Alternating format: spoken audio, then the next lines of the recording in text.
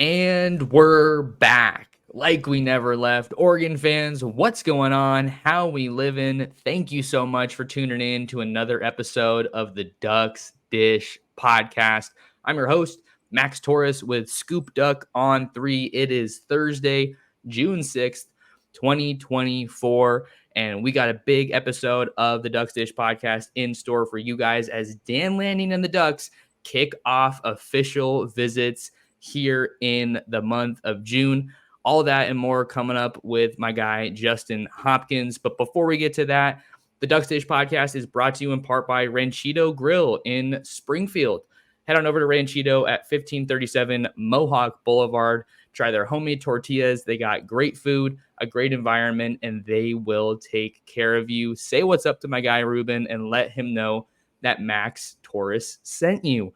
J-Hop, it's Thursday, usually Juice Day, but you got that to our readers a day early yesterday on Wednesday. How you doing? Good to see you. Good. Yeah, having a good day. It's Thirsty Thursday. And, you know, like every time I record to you, you talk about Ranchito Grill and it makes me hungry. So now I'm thirsty and I'm hungry. Maybe do some Ranchito and a margarita if you're out in the Springfield area. But Justin, we got a lot to talk about, man, because Dan Lanning and company are bringing in their first group of official visitors to kick off the month of June. Some programs got it going last week or the tail end of May, but Oregon's doing it this weekend. And I think one of the first names that we have to talk about is San Francisco, California, Archbishop Reardon athlete Chris Lawson, who recently dropped a top 3 of Oregon, Cal, and Washington ahead of a June 21st commitment date. What are you thinking about Chris Lawson heading into this trip? Yeah, you know, I've always felt, you know, really dynamic athlete, you know, a guy that just, you know, super fast twitch, just one of those guys that you kind of look at. Now, what I do wonder is, you know, is he a better receiver? Is he a better cornerback? Is he, you know, where does he fit? Where does he fit at either of those spots for Oregon? You know, what's the case there? I feel like, you know, this is a guy that the Ducks could close on. You know, he kind of is hovering right around that 4-star range, kind of right on the bubble. And with the current recruiting for Oregon, you kind of wonder, like, are they going to have a spot for him? Are they not? You know, how's that going to play out for, you know, in the next coming few weeks? Because he did set a June 21st commitment date, if I recall correctly. So still has, let's see, he has visits, you know, to Oregon this weekend. And then he's got the visit to Cal the following weekend, just visited Washington, those top 3 that you mentioned. So I guess it'll be interesting to see just kind of how these next couple weeks play out for him. And the thing that makes the Chris Lawson recruitment interesting to me, Justin, a couple of things really. First of all, Oregon's really made a habit of kind of taking the top guy from the Bay Area every cycle. That is, if they think that they're good enough, right? That's obviously a key point. You're not going to take him just because he's the top guy in the Bay Area. And another point off of that is, you know, Southern California football is held in much higher regard compared to Northern California football. That's not to say Northern California doesn't have good players, because that's not true. But that is a little bit of the stigma, I think, at least when I've heard a little bit about Chris Lawson and been talking to some people. You know, some people have some questions about the competition that he plays at Archbishop Reardon and the WCAL, which is home to my Bellarmine Bells, where I went to high school. So we played Reardon every year. And they are on a completely different level, I might add, than when I was in high school. They were like absolute nobodies. So it's fun to see them coming up. But the other note to add on Lawson is Cal kind of had a little bit of a head start, if you will, on this one. You know, he really knows that staff well. He's camped with Cal multiple times. So it is going to be interesting to see how this one ultimately unfolds, because I'm kind of in the same camp as you, Justin. It definitely feels like Oregon can win out for Lawson if they really decide to make that push. But it seems like it's a little bit murky right now. And this weekend, and then obviously the coming days and weeks after that, are going to tell us a lot about where he's likely headed. Yeah, one interesting note, and it just reminded me when the highlights for Lawson started that most are watching right now, that but the coach currently at Riordan's, Coach Ravapati, And coincidentally enough, Coach Ravapati wasn't there when Troy Franklin was coming out of high school. He was involved with Troy Franklin, one of the big, mentors or coaches, as you would for Troy Franklin. So Oregon's definitely got, an allegiance to his current coach there. So that does help the Ducks with Lawson. And I'll say this, okay? And this is kind of a blanket statement, but Lawson's going to remind me of this. And I know you know this, Max, but, just because, let's play devil's advocate, Lawson commits to Cal in 2 weeks, Oregon, whether they lost him out or just decided not to push hard there, doesn't mean they can't circle back again in October, November, early December, whatever the case might be. I think we're kind of set to see a little bit more of that this year than ever, for different reasons. I think with a guy like Lawson, maybe you watch his senior season unfold to maybe make sure of some things, or, whatever the case might be. And again, I'm just playing devil's advocate. He could commit to Oregon in 2 weeks and this won't matter. But I think this applies to some other recruits as well, that, Oregon is really trying to do their best to methodically, stay in these recruitments as much as they can. And then potentially, later down the road. Now, if you're talking about a 5-star and it's DeCorian Moore and he commits to LSU in 2 weeks, whatever, again, devil's advocate, you'll stay in that recruitment. And again, that might be the best NIL offer at the time and situation, but it doesn't mean Oregon can't circle back on that in October, November, and see how things unfold. So again, I think we're going to see a lot of that this year. And Lawson kind of looks like one of those guys that, maybe he doesn't commit to Oregon this month, but he could certainly still end up on the commit list when we're talking about it in December. I'm glad you mentioned that, because the timing of everything is obviously playing a big role in recruitment. It always does. But especially with Oregon's cornerback room, that's another thing that makes this one interesting, because they don't have any corners in the fold just yet. It certainly seems like they're taking a very national approach to that position, with a guy like Adonis Curry from Lancaster, California, Southern California, committing to Texas A&M not too long ago. I think he was certainly one of their top targets. So when something like that happens, you kind of have to reevaluate things. The Ducks are also pushing for Dorian Brew, Naeem Offord, who's committed to Ohio State, and who's the other guy I was thinking? Blake Woodby. He was another one that we've kind of been tracking, but I think he recently got projected to Auburn, which was an interesting development, Justin. So, yeah, you just kind of got to keep some of these guys in your back pocket, for lack of a better word. And that's not to say that they're not talented players. It's just Oregon has gotten to a point, and I think we all know this, but maybe we need to remind ourselves that they can be selective. You have that luxury when you have reached the status that Oregon has. And just to kind of wrap this one up, Justin, at wide receiver, you got Dallas Wilson, who's a 5-star committed already out of Florida. Our Justin Wells told me that he was visiting Texas, or he was hearing that he was going to visit Texas on Wednesday. So we'll see if he actually ended up making it out there. But I kind of just view that as him enjoying the process. And you have Cooper Perry, who's a wide receiver commit. He's super solid with the Ducks. He's going to be back in town this weekend. And then you also have Isaiah Mosey. So you're also going after DeCorian Moore. So there's a lot of big names that we're tracking at wide receiver. And Chris Lawson's going to be one to watch for sure. And I know we're going to continue making calls, trying to get you guys the latest on that. But let's move to another position. I talked about this with Travis a little bit yesterday, Justin. Let's talk about the offensive line. We're talking about Tampa, Florida, Sumner offensive tackle Zier Addison, who is one of the biggest targets on Oregon's board, on Alik Terry's board. He's coming into Eugene. He told me he was flying out today for an official visit, following previous official visits to UCLA, Georgia, and Florida. Yeah. Funny that you bring up offensive line. I know we're going to talk about it more because that's a big weekend for it. But, I think this is one of the guys that if you asked, Oregon fans or ScoopDuck readers, hey, who's your top 5 guys that you want or whatever, I think a lot of them might list Addison. I look at his film and see a really good player. I know he's not a 5-star. I don't even think he's in the top 100, but it's certainly been a guy that we've felt Oregon has prioritized for a long time. Now, of course, he's got Georgia, Florida, so he's got some really good schools on his list. So, he's a good player, but it feels like Oregon has maybe, valued him ahead of maybe guys that are ranked ahead of him in this current cycle. So they must see something there, whether it's based on his upside, based on his fit, based on his interest, based on all those things that they've prioritized him. So, I think, I know ScoopDuck readers in particular have been really keyed in on offensive line recruiting in this cycle. It is a big year for it. It's still been kind of a mixed bag, if you will, right? Like, I'm not going to sit here and be like, oh, everything's fine, it's perfect, everything's fine. It's not perfect and it's not fine. It's also not doomsday. Okay, we're June, we got a lot of, but I guess my point is a guy like Addison committing to Oregon, and maybe if you snag one of the other guys that's taking an official visit this weekend, all of a sudden maybe you get 2 or 3 guys early July, and all of a sudden, well, okay, it's starting to take shape, not looking so bad. And I think Addison would be, a really big boost to that, or a really big start to it, if you will. And Addison is someone that the staff has been recruiting for quite a while.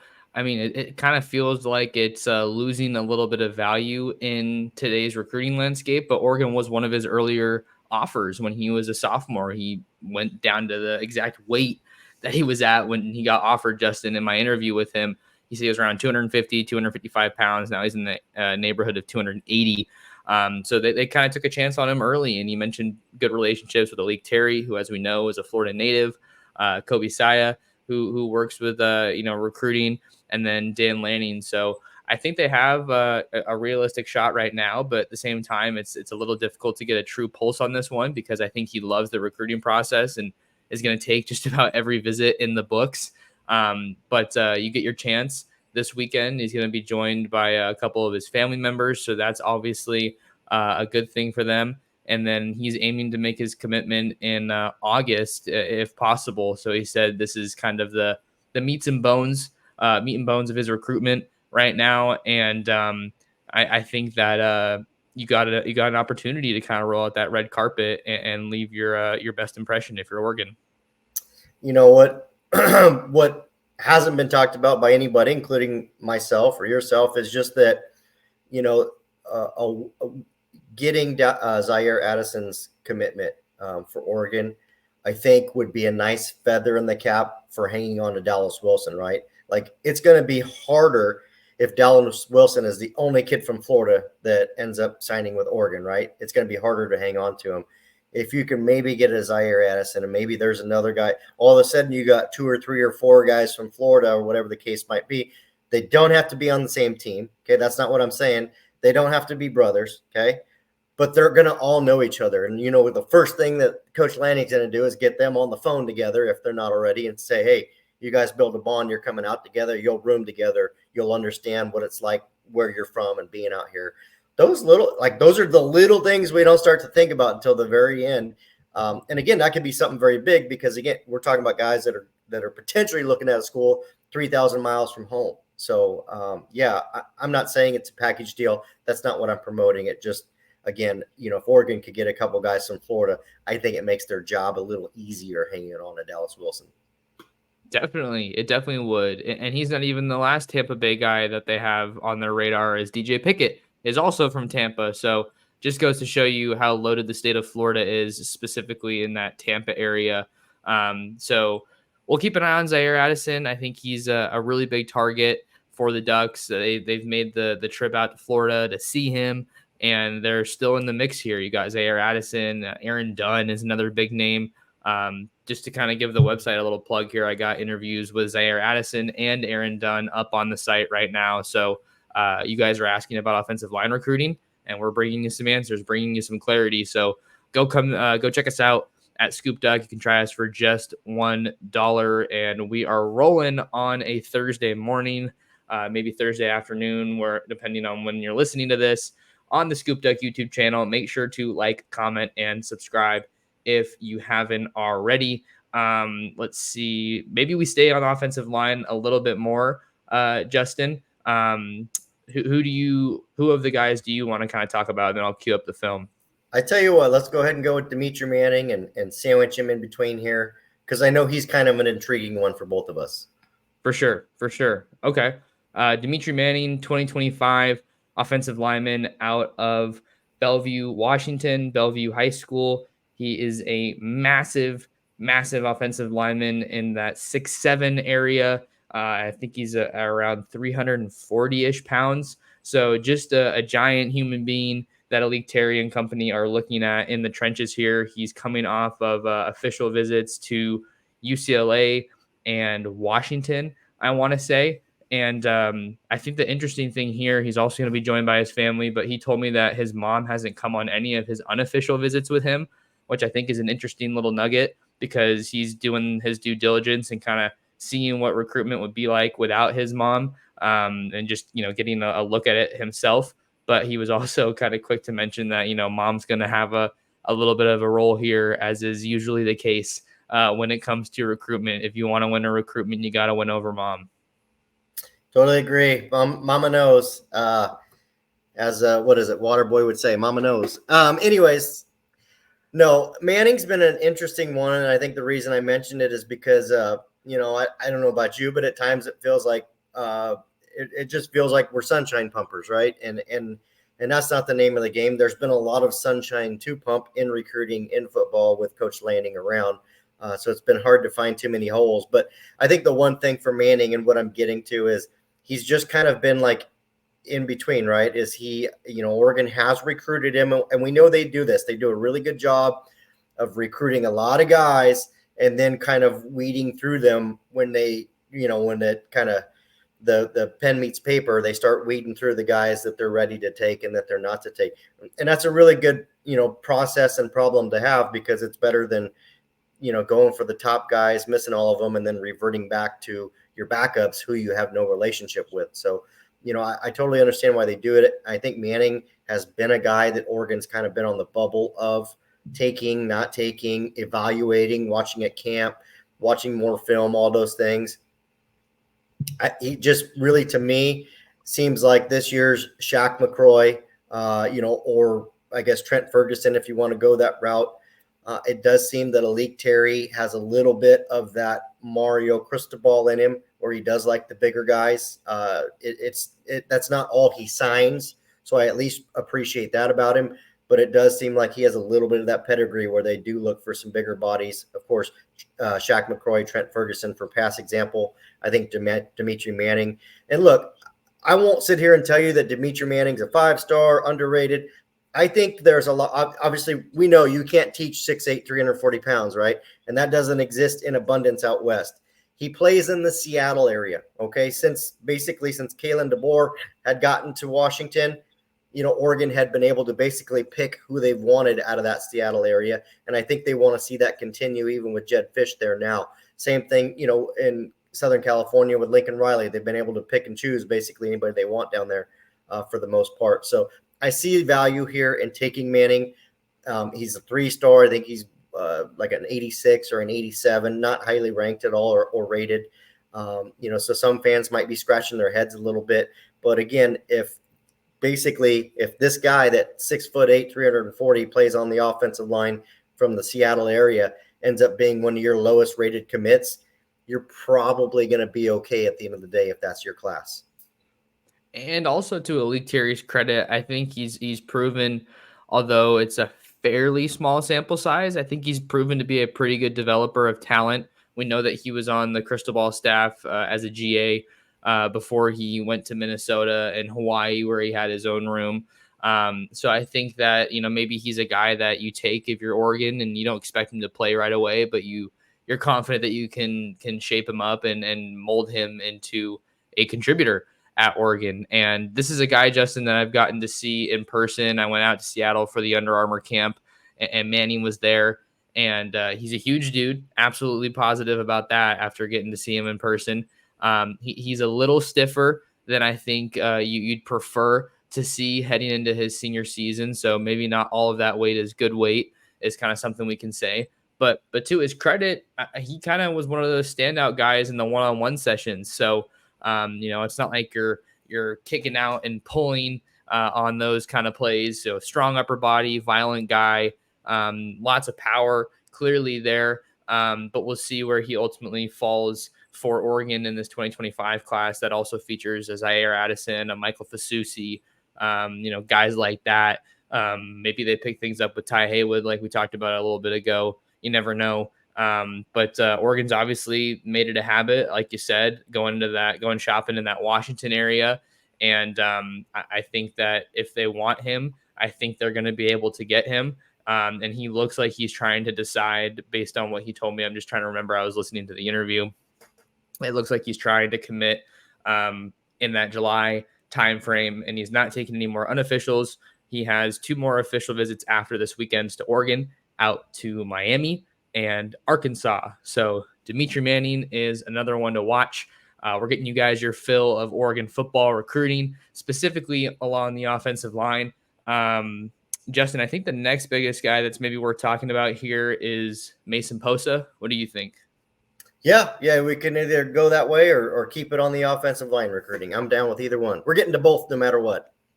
Okay. Yeah, let's hit on Posa because I think he's an interesting guy in this 25 class for Oregon. You haven't seen them go super heavy in the New Mexico area. He's out of Albuquerque La Cueva High School.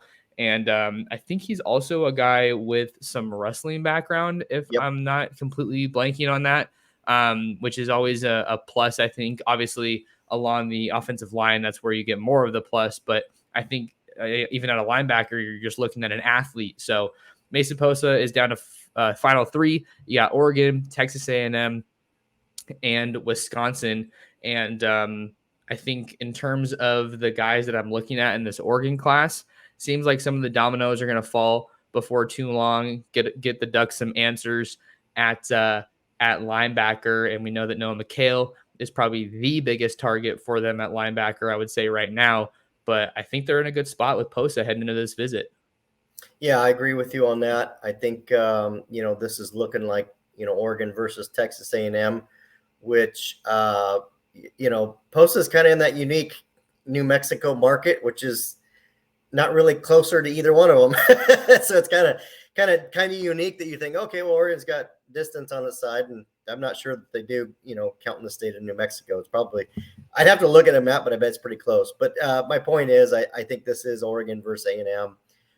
Mike Elko's done a terrific job kind of turning around their recruiting a little bit and being a defensive-minded head coach. That's kind of an interesting storyline with both these schools. Obviously, Dan Lanning is also a defensive-minded head coach. So I think these visits are going to be big. I think this is going to be honestly, if you ask Posa to pick today, I'm certain he'd have a really tough time. And so I think these next couple of visits are really going to be the key to that. What I do like is that Posa is the only linebacker visiting Oregon this weekend. So in terms of, Coach B. Mike and Dan Lanning and everybody kind of sitting in and talking about linebacker meetings and things of that nature, he's going to get a lot of good one-on-one time for that. So I do appreciate that. And this also isn't a massive group of visitors either. It's, 6-7 guys or whatever the case might be, ends up being. It's not a massive group. So all these guys are going to get a little bit more intimate time. So hopefully that helps Oregon, because I know you mentioned Noah McHale, who I do think is a little better and probably the top target. But Noah McHale and Mason Posa is a really, really good 1-2 punch for Oregon at linebacker in this cycle, coming off of what they signed in the last cycle as well. And just getting to watch some of the tape on Posa, he's really fun to watch. He's super explosive.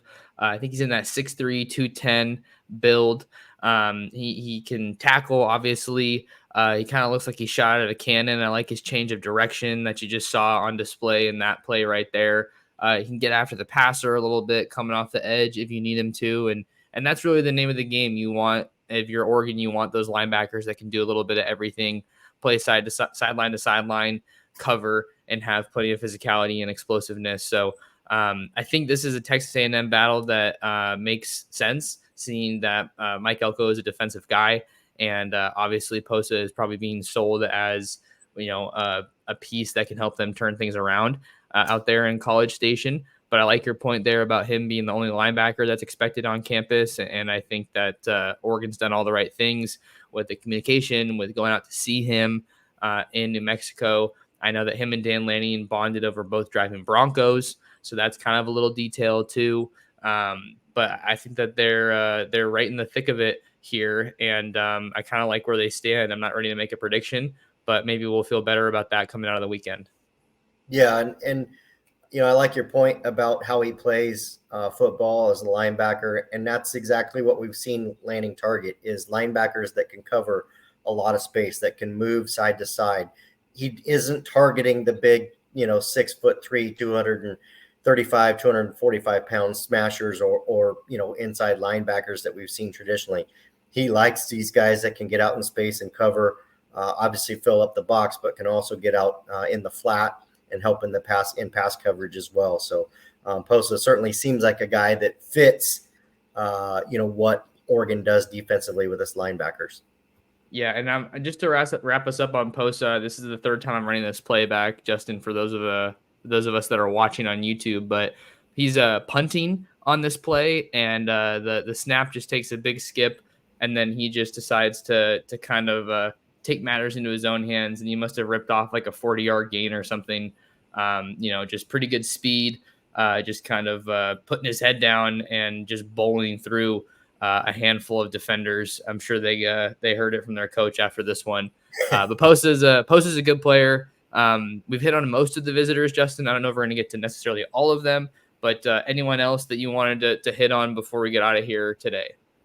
Yeah, I think, it's great that 4-star wide receiver Cooper Perry is visiting. I know you've got an interview up with him, committed to Oregon, solidly committed to Oregon. The biggest thing about that is now you have a commit in Eugene, basically trying to recruit some of the other guys. I think just hitting real quick on Austin Pay, another offensive lineman. Again, I know folks are really interested in offensive line recruiting. That's a guy that, like Demitri Manning's, down in that 3-star range, not quite a 4-star, if I recall correctly.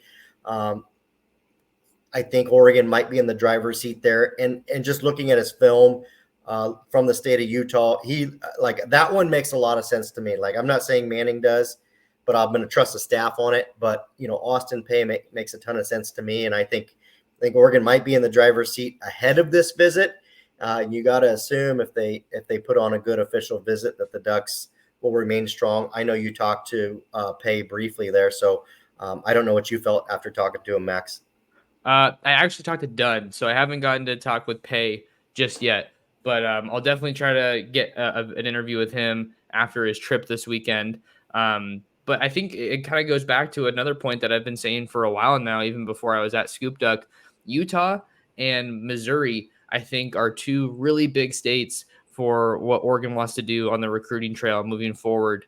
And Oregon's obviously had a really good track record, even with just offensive linemen coming from the state of Utah, looking at Penei Sewell and Jackson Powers Johnson more recently here. I was watching some of Pay's tape before here. He's doing a lot of work at left tackle, listed at 6'7", kind of in that 290-pound neighborhood. I think he's got good feet, good hands. Like how he's able to kind of, chop the defender down. And here we see him working on the screen game in space a little bit. So he's kind of, I don't even know if I want to say under the radar because that doesn't quite sound right, but he's coming off of a visit to Arkansas, but he's got a lot of other big time schools in the mix. Utah, Auburn, A&M, Oklahoma State, Florida, they all have offered, and he's been out to Eugene before, making it out last November, it looks like, for a game. So the groundwork is certainly there for Oregon. Again, I just think maybe it's about kind of where do these guys fall in the pecking order, and who are those guys that are always going to have a spot no matter what. Yeah, and I'm sitting here thinking about it while you're talking, and again, we're here making projections. That's what we're doing, right? Basically, we're like guys predicting the stock market, whether it's going to go up or down, right? Or the weather. And those guys are even worse than we are. But I guess my point and what I was trying to get to is, let's say that Oregon's able to land Demitri Manning. Okay. Let's say that Oregon's able to land Austin Pay here. Let's say that Oregon's able to land Aaron Dunn. And let's say that Oregon's able to land Zier Addison. Okay. That's 4 names on the offensive line. Addison would be a big pickup. I think Dunn would be a big pickup. Pay would be a solid pickup. And if Manning's your 4th and a little bit more of a developmental guy, you've got the building blocks of they can then keep going after Fasusi and some of the other elite offensive linemen out there. Maybe they add 1 more. Maybe they add 2 more. Maybe it's SJ Alafatuli. All of a sudden you're looking at, and you start looking at that class, when you look at it that way, it's like, that's a pretty solid offensive line class. Because I will say this, and this will be my final thought. I know we're hitting the 30-minute mark. No matter who they sign in this offensive line class, I don't care if they sign a dozen dudes, which they're not, but I don't care if they sign a dozen dudes and every 5-star offensive lineman. I can almost guarantee you Oregon's going into the transfer portal for offensive linemen, namely offensive tackles, after this season. They're going to have to, and that's okay. That's why the transfer portal's there. But I'm just saying, we are going to have you and me, and we're going to have a really tough time judging this class as an offensive line group until we kind of see the portal work Oregon does later in the year, which would be towards the end of the season, at the end of the season, whatever the case might be.